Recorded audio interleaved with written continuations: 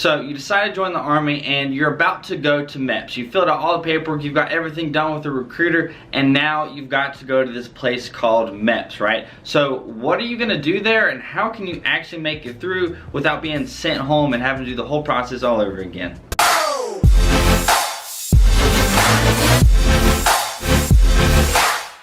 Yesterday I was in the gym, and what I kind of find myself doing now is I'll reply to your guys' Snapchat messages and all that stuff whenever I'm like doing my rest period. So I was in the gym and I had somebody ask me a question talking about MEPS and making it through, and you know, what if they fail? Like, what do you do? What are some of the things that they can expect to go through at MEPS? And then really, like, they were kind of worried about failing MEPS, because that does happen. Maybe your recruiter might have also told you, hey, MEPS, like 50% of people fail. It's a high percentage of people fail MEPS because of multiple different reasons, whether they're telling them just frivolous stuff that they shouldn't be doing, or they lied on their paperwork and they ended up telling the doctors at MEPS, and then they have to redo basically the entire process, get new paperwork done, possibly get a waiver, and it's just a big pain in the butt if you fail MEPS, because what that means is you're gonna have to either redo some paperwork, you're gonna have to get a waiver for something, you're gonna have to then go possibly to see a doctor later to get something approved, and then go back to MEPS. So it's a really big issue, and it's really gonna prolong your enlistment process if you have to go to MEPS multiple times. So my first video, I believe it was my first video that I ever made related to the Army, was my recruiting and MEPS experience. So in that video, I talk a lot more in depth than I'm gonna talk right now about what you actually do at MEPS.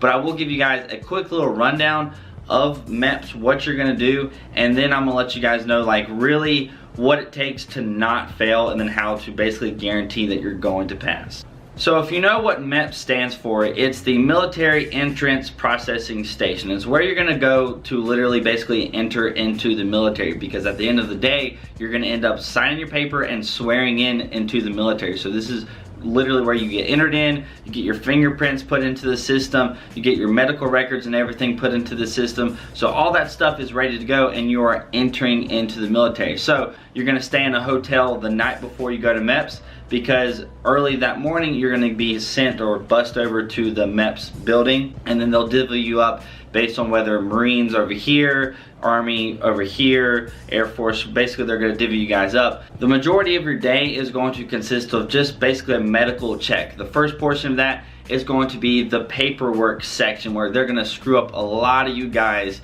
during this section, because you're gonna have to fill out all of your paperwork. So you wanna make sure that whatever you put on the paperwork is the same thing that you've talked to your recruiter about. It's the same thing that is on your prior paperwork. So if you get to MEPS and all of a sudden you have like a recollection of, oh, whenever I was just like a little kid, maybe I possibly got a concussion, but you didn't put that on your original paperwork, don't put that on the paperwork whenever you actually fill that out at MEPS. That's gonna mess up a lot of people. So the first little bit is you're gonna fill out some more paperwork, like you do a lot of when you're joining the military. And then after that, it's going to be a series of medical checks. They're gonna, you know, do the normal little checkup. They're going to check your mobility, where you go into this room and everybody strips down into their underwear, and you'll have these doctors or whatever, they're gonna look at you while you're moving. They're gonna make you be doing certain different movements. They're gonna make you do the duck walk. If you guys have probably heard of the duck walk, it's basically where you just squat down and you just try to walk when you're squatted, basically. They're going to check your hearing, they're gonna check your vision, something that a lot of people are literally curious about, and I'll let you guys know. At least if you're a guy, there will be somebody who sticks their finger right up your rear end, so you got that to look forward to. Basically, it's going to be a very extensive medical examination of you yourself, right?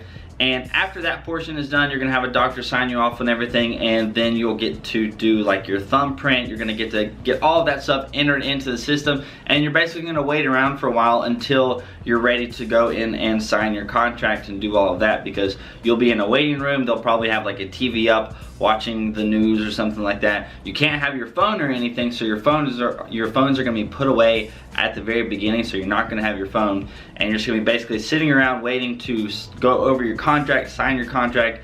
After that, they might give you a short little 5-minute brief on joining the military, some of the veteran benefits that you might have, and then you're gonna swear in. And that's pretty much it in a nutshell. It's really not all that difficult, right? So it's not like a test. There's nothing to actually fail. Now here's what I want to talk about failing MEPS and why people fail MEPS all the time, and why I get so many dang questions about MEPS and their situation, and should you tell the MEPS guy this, or what's going to go on whenever you get to MEPS, because a lot of people literally do fail. Whenever you go to MEPS for your first time, the majority of the people around you, maybe not the majority, but a lot of people around you, this is going to be their second, this is going to be their third time coming back to MEPS because they failed it in multiple periods of times.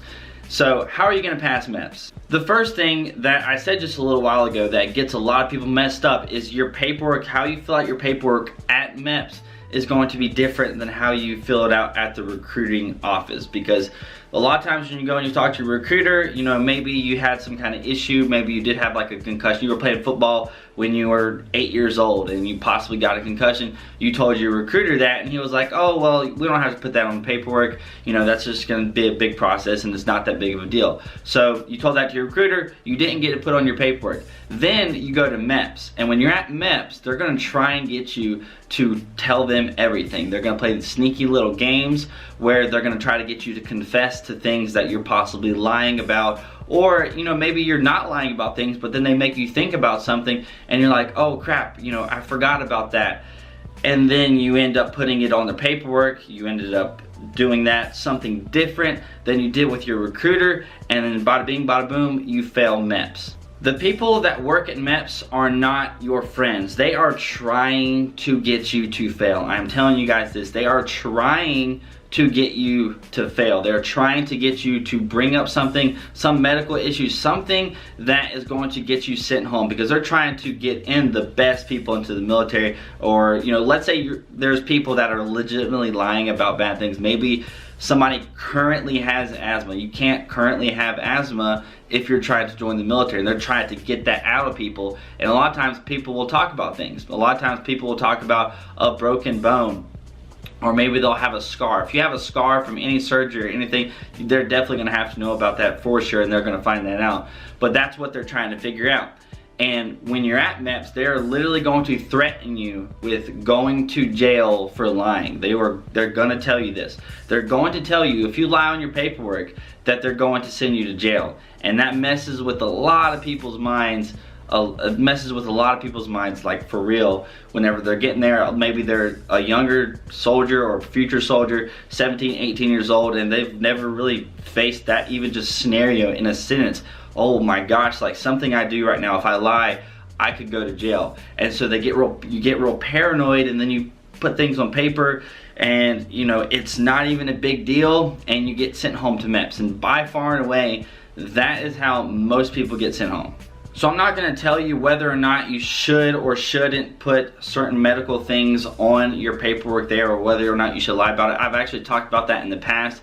But the bottom line here is, whatever you talk to your recruiter about, whatever you have on that paperwork, if you're trying to make it through MEPS, you need to actually do the same thing. When it comes to other portions of MEPS, how you can fail certain things, a lot of people also get screwed up whenever you go and you're one-on-one with a doctor. They'll talk to you, they'll be nice, but again, these people are not your friends. They are trying to get you to tell them something. They're trying to, at least the individual doctor that you're talking to, you're gonna have one guy who's gonna be really scary, who's threatening you with jail. You're gonna have another doctor who's gonna be a nice guy. He's gonna be the guy that, you know, sticks you in the rear end, and he's gonna be talking to you. He's gonna be nice to you and be like, hey, you know, did you ever play sports before? Did you ever do this? Oh, you know, when you played football, did you ever get hurt or anything like that? And he's just gonna try to talk to you and try to get things out of you. And that's another place where a lot of people will slip up. The big thing here, MEPS is not difficult. Really, MEPS is really not that difficult in general. It's just gonna be a really boring day. It's not anywhere near as boring as reception before you go to basic training, but MEPS is basically gonna be a boring day, boring doctor's visit. And the big thing here, how can you pass MEPS? Basically, stay true to whatever it is that you walked into MEPS, whatever thought process, whatever things you have on your paperwork, you know, just stay true to that, and then don't just come up with other medical issues that you might have possibly had. You know, like, oh, I might have had a concussion. That's something, the reason I'm saying that so much is because that's something that a lot of people will say. The other big thing is marijuana. You know, that's gonna be a question that they're gonna ask you. Have you ever tried marijuana before? And when you are with your recruiter, if you check no for that box and then you get to MEPS and you check yes, then that's gonna be a problem. That's gonna be something where you're gonna get sent home, you're going to fail MEPS, you're gonna have to then go through a process of trying to get a waiver to join. So no matter what the issue is, you need to stay true to whatever it is that you talk to your recruiter about. Because a lot of people are going to be worried that they're going to find out about your prior medical history. They're going to find out that you lied or something. A lot of people have a guilty conscience. And I'm telling you guys this right now. They're going to tell you, hey, we've got your medical records in my hand. Why are you lying to me? But they don't. They don't have your medical records. They're not going to be able to look up your medical records. It's not going to happen. So if you do happen to, if there's a small issue that you're not wanting to go through the trouble or the hassle of getting a waiver doing certain things, and you go to MEPS and you're feeling the pressure, you're like, oh my gosh, I should probably tell them because I'm worried that they're going to find out. I'm telling you right now, they're not going to find out. All you got to do is stay true to whatever you did with your recruiter, and then you'll be fine. So that's gonna be it for this video. Good luck to everybody who's going to MEPS in the coming days, in the coming months, because it's January now, which means a lot of people are gonna be getting ready to go through this whole MEPS process. A lot of you that are in high school right now, that are about to graduate and go to basic training over the summer, you're going to be going to MEPS pretty soon. So good luck to you guys. Good luck to everybody else who's going to MEPS. I hope you successfully make it through and take my advice on this.